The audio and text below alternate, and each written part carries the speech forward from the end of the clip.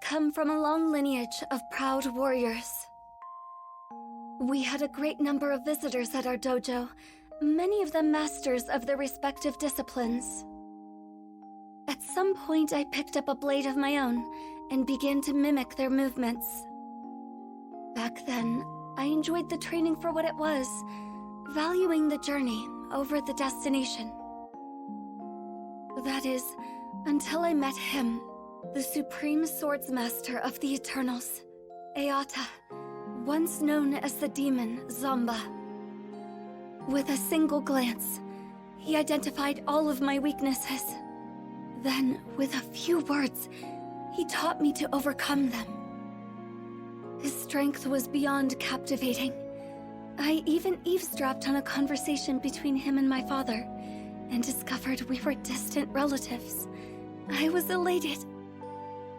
For some time, he continued to train at our family dojo. I took every opportunity I could to learn from him. Following him wherever he went, I ate whenever he ate. I committed all his mannerisms to memory. However, with the exception of our first encounter, he never acknowledged me. After all, he yearned for nothing more than strength. Why pay heed to a weakling, such as myself? So I vowed to become stronger. I would soar so high, he'd have to see me. I dedicated myself to training, begrudging even a single moment of respite. The blade was everything to me. And eventually, there was no disciple at the dojo who could come close to rivaling my skill. That was around when he vanished. In the blink of an eye, he was out of my life. He spoke not another word to me, nor called me by name.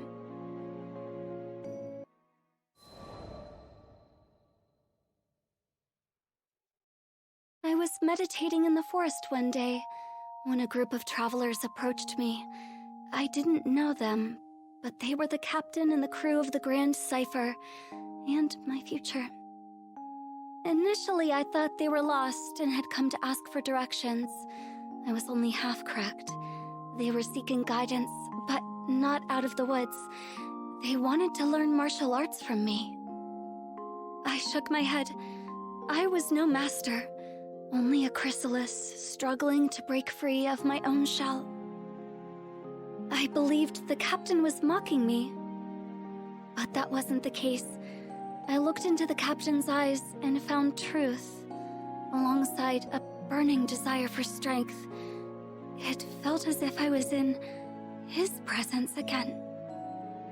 I found myself drawn to the captain. That's why I decided to join the crew of the Grand Cipher on their journey across the skies. I was convinced that this was the only path that could reunite me with Zomba.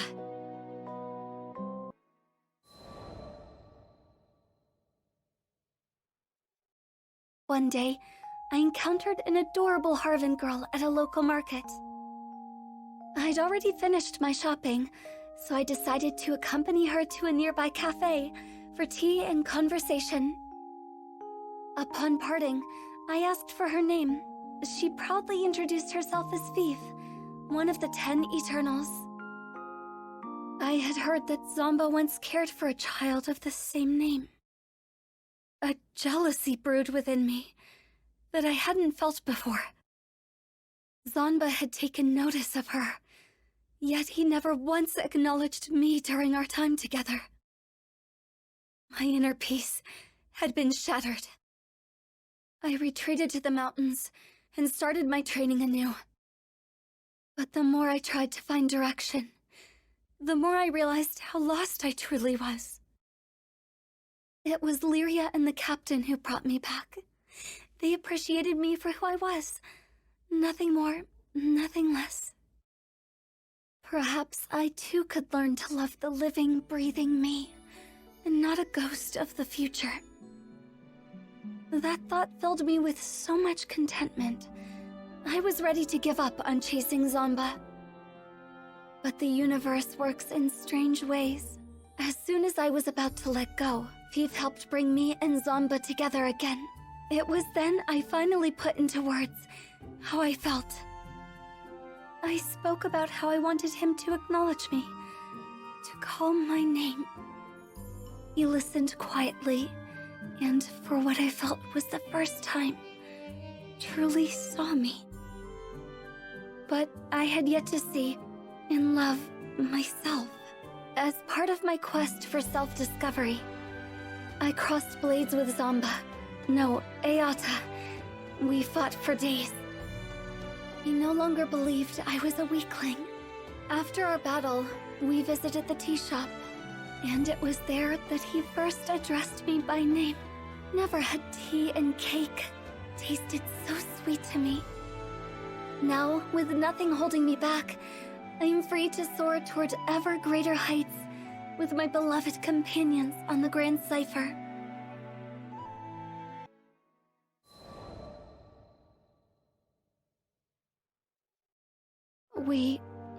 I had failed that day at the Hailwind Altar. I had spent years training and sharpening my skills, devoted my entire life to the pursuit of strength. But in that moment, it all amounted to nothing. Our experiences in Zego Grande had planted a seed of doubt in my mind. Over time, it grew, dense and wild as a jungle, choking me with a sense of helplessness like I'd never felt before. I wasn't able to protect Lyria or the captain. I had found my identity as a big sister, as a guardian, but now that I'd failed, who was I? I thought about resuming my training, but I couldn't afford to isolate myself like that. What if something were to happen while I was away? Then, the solution came to me. Whenever the captain was about to take on a dangerous mission, I would complete it first. That way, I could train myself and protect the crew in one fell swoop. I was too blind to see that despair had clipped my wings and chained me once again to the past.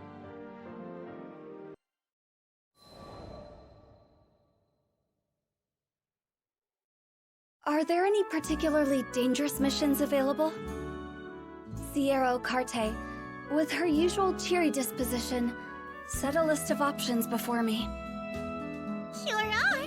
We've got a few jobs here that only a crew of your caliber could handle. In fact... She paused and looked at me with a quizzical expression.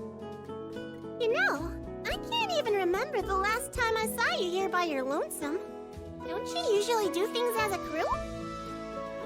I told her I intended to undertake these missions alone, as part of my training. I gotcha. The grind never ends for you, huh? Just don't push yourself too hard, you hear? I nodded, only half acknowledging Ciro's words. After deciding upon a venture, I chartered a small carrier vessel which would take me to a nearby island. As the ship was tossed about the turbulent winds, I closed my eyes and looked for peace within. This is for their sake, as well as mine.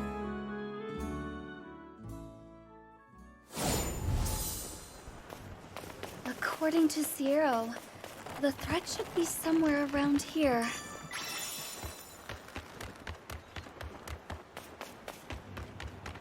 I sense great evil. Just a little farther.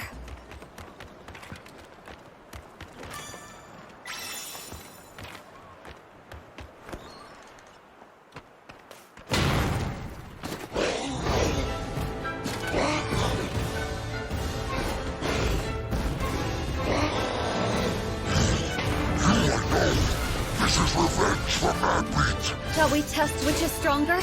Your shield or my blade? There is but... Beauty is transient. No one...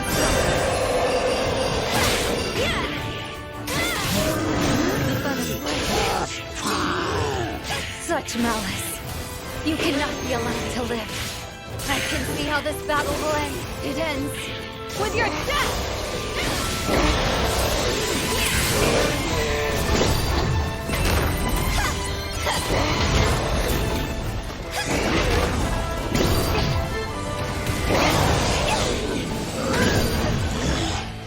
bring nothing to the skies but suffer. Eris! War demands blood. The clouds gather. Work. Life, but it's not over yet. I will not rest while evil runs free.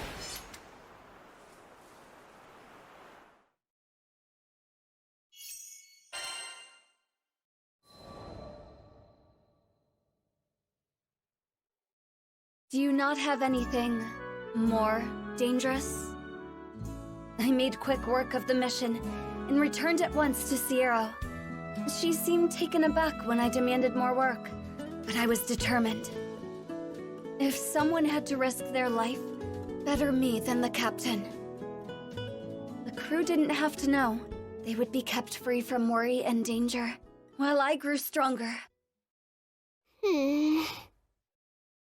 I was so absorbed in my thoughts, I'd failed to notice how Sierra's eyes grew ever more clouded with worry.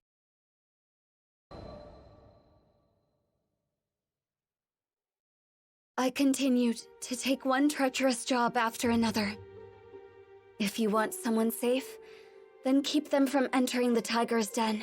It's as simple as that. Are you really sure you're up for another one, Narmaya? Sierra worried for me, but there was no turning back now. My labor had bore fruit. The rest of the crew was beginning to look healthier, better rested. They returned earlier from missions, bearing fewer injuries.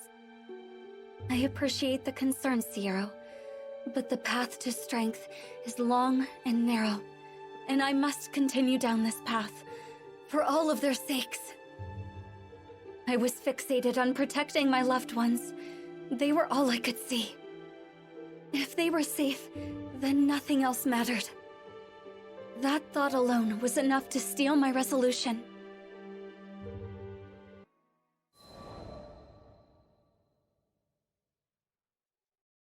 On days without work, I would meditate on the deck of the Grand Cipher.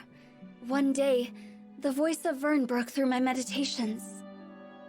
I don't know. She looks pretty wound up. Wouldn't she usually have dozed off by now? I'm telling ya, something's going on. He was livelier than ever. Perfect. You shouldn't push yourself too hard, Narmaya. And sweet, tender Lyria. Yes, this was how things should be. I cracked open my eyes and stole a hopeful glance at the captain. But on that kind face, I could read only worry and distress. I wanted nothing more than to comfort my darling. No, I was acting for their sakes. I had already come so far. If I could just hold to my path a little longer, make the skies a little safer, then I could go back to being their big sister. I needed more strength. I needed to be worthy of this family. The crew of the Grand Cipher was powerful, but in the end, we were only small people in a vast sky, filled with endless dangers. If I didn't get stronger, one day that sky would engulf us. I had to protect them. I could protect them. All I was lacking was time.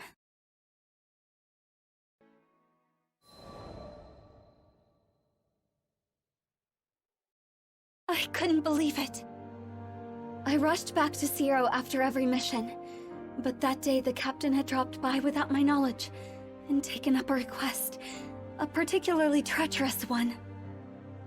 It was careless to think that Zero would reserve every single dangerous job for me. The Grand Cipher crew's more than capable of handling it. Couldn't she see? The universe worked in dark and mysterious ways. Their lives were always in danger. If I allowed monsters to wander free through the skies, their rot would continue to seep until I, just one lonely figure, could no longer hold back the tide. I had to hunt them all down. There was not a moment to lose. I had to cut down the root of evil, so it could never spread again. I would not kill out of malice, nor did I seek meaningless violence. But when weighing the lives of my loved ones against the lives of these beasts, the answer was clear. As long as their threat persisted across the skies, the crew would never truly be safe. And so I would wield my blade to protect the crew and the helpless. For the captain, I would become the harbinger of death. Everything is for the captain. My captain. My dearest captain. I would kill, and kill, and kill, and kill. Every last threat.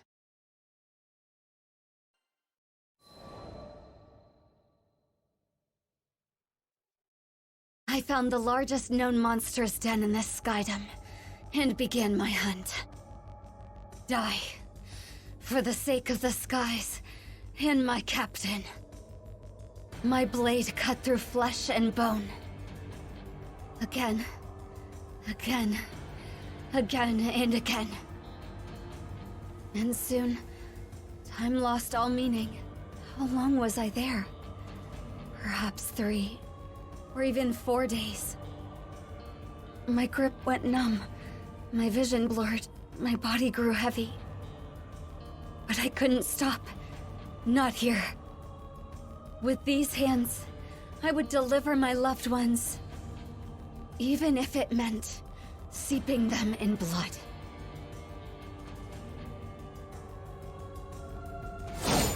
Next is 979. I must stay strong. For the captain.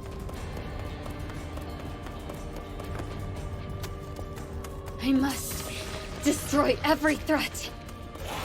Beauty is transient. Let it.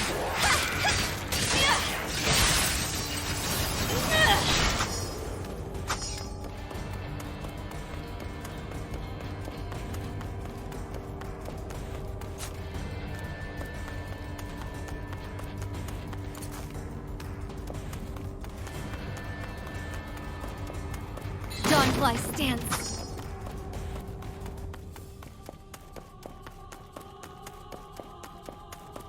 They must all be eliminated.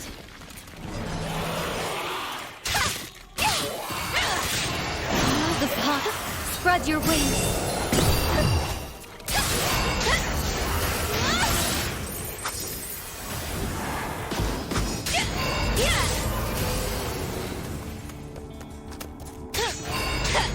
My hands have gone numb, but even in death, my sword and I are one.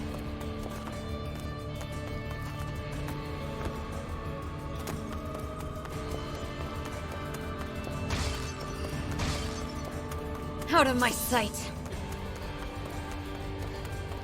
Every last one.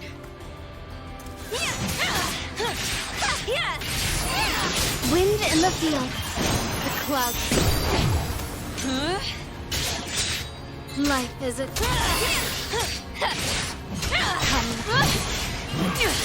Have a message!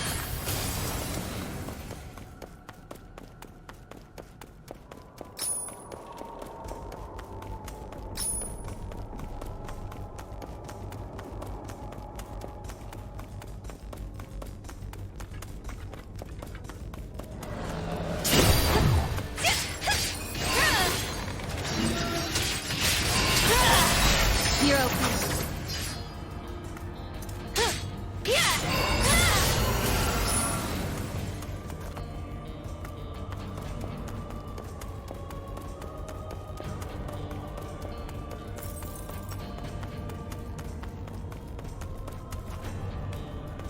To see me is to see death.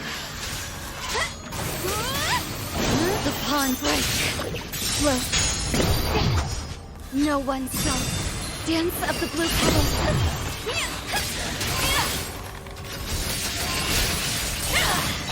Hero.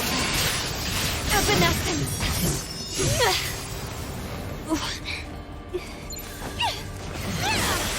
999. There's more above me. I can feel it.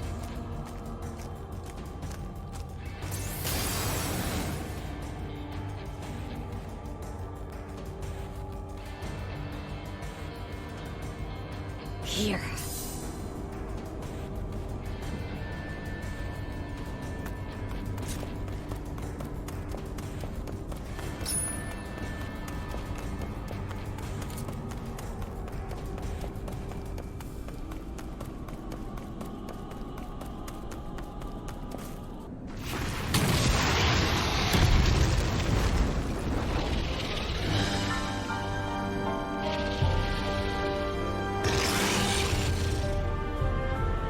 You have breathed your last.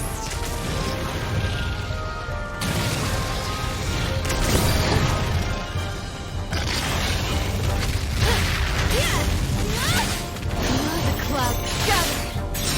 I feel rain on the hill there is but come.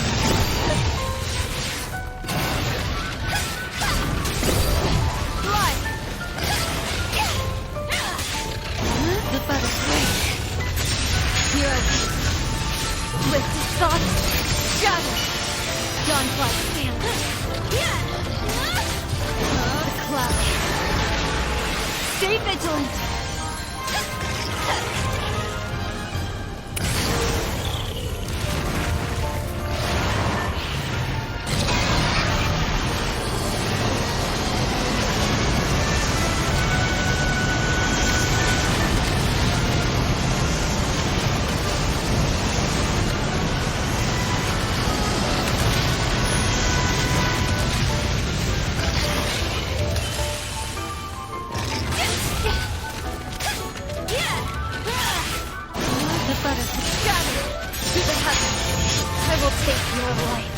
Even if it costs me mine!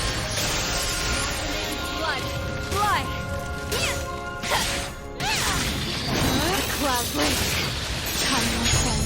You must protect the captain. You're finished.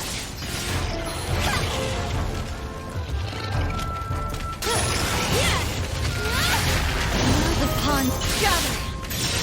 Succumb. No one. Observe and overcome.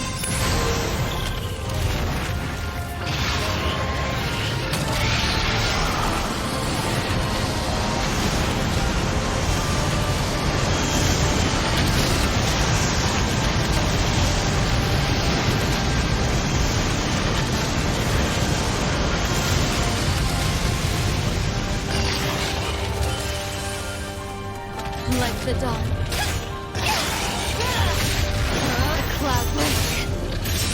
I feel foam on the sea. One stroke, 1,000 deaths. Butterfly effect.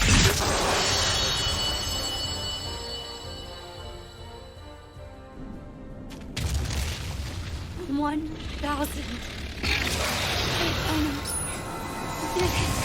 Wait. There's more of them. Impossible.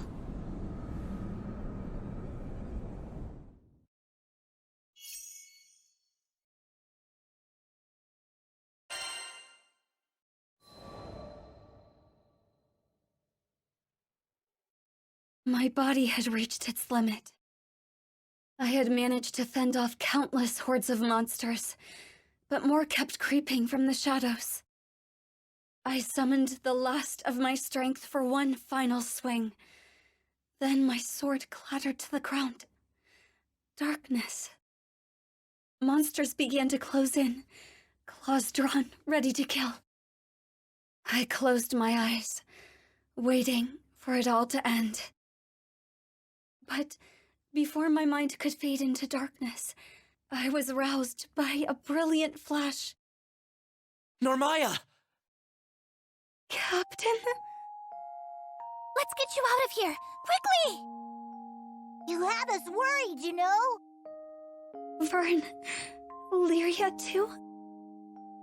The captain took my hand, but I couldn't leave yet. I had to finish the job. Narmaya, I'm so sorry we didn't notice what you were going through sooner. My heart plunged. I should have been the one apologizing. I was the one who failed. Gently, I tried to withdraw my fingers from the captain's. We heard it all from Sierra. Can't believe she's been giving you all the hard jobs. You were doing it to protect us, right? I parted my lips. They needed to understand that it wasn't Ciaro's fault, that I brought this all on myself. But my arid throat could not push out a voice. After a moment of silence, the captain pressed down on my hand. Narmaya, I want to protect those closest to me, same as you. So if something's on your mind, don't keep it to yourself. We're here for you. And just like that, I was overcome with the emotions I had tried so hard to suppress. How could I have been so blind? Not a single one of us could protect the crew, but that's okay, because all of us could protect each other. The whole is greater than its parts. The captain's grip was firm and led me blinking into the sunlight. There, I saw worry etched into the faces of the crew. I realized that, by putting myself in harm's way, I hurt those who cared for me. Those who loved me, those I wanted to spend my days with, now and forever. But the course I had been following could only lead to isolation. The captain still hadn't let go of my hand. Though the grip of those calloused fingers was firm, I felt a gentle kindness in their warmth.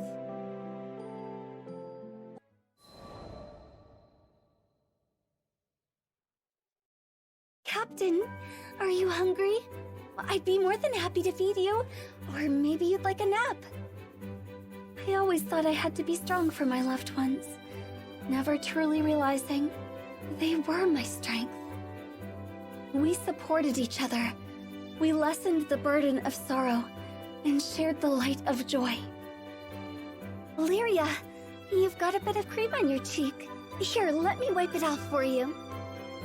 Oh, thank you, Narmaya. I'm glad Butterfly Girl's back to normal. But is it just me, or is she laying it on even thicker than usual? Vern was adorable, trying to play the part of the tough dragon. However, as I took him into my arms, I thought, he shouldn't have to put on an act around me. After all, we're family, aren't we?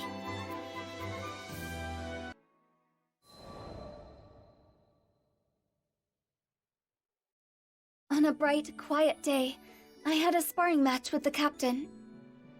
I once locked myself away from the world in the pursuit of strength, training in solitude. But I've since found that I train best with those I love around me, to lend me a guiding hand or an encouraging voice. The captain held nothing back during our session. It seems I'm not the only one who has grown stronger. Our blades rang bright and clear, and the captain's smile is a clear reminder of how far I'd come. After training was over, we stood for a while longer on the deck of the Grand Cipher, feeling the breeze. Above us, the azure sky was spread as far as the eye could see, its splendor too much to take in all at once. I felt as if I would be consumed by the sky itself, and grasped the captain's hand. In that moment of peace, I swore that I would keep learning and growing. Not alone, but together with those I love.